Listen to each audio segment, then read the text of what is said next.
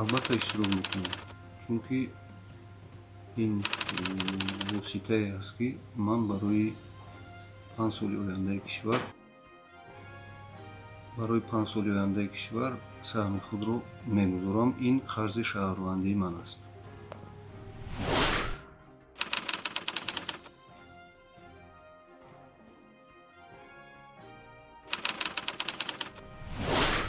ҳаминро гуфта метавонам, ки дар чунин давлати демократие, ки истиқлолияти давлатро дар арсаи ҷаҳонӣ мамлакатҳои абарқудрат эътироф кардааст, нуқтаи назари ман ҳамин аст, ки интихобот дар мамлакати мо бидуни ягон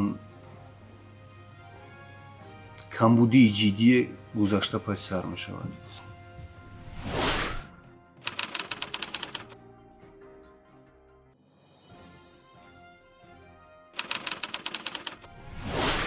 боварӣ дорам, ки ҳизб ва номзадҳое, ки мо интихоб менамоем, тамоми саъю кӯшиши худро барои пешравии мамлакат равона карда, Тоҷикистонро дар солҳои наздик, дар ояндаи наздик ба як давлати пешрафта ва ба як давлати абарқудрат, ҳам гӯем хато намекунем, табдил медиҳанд.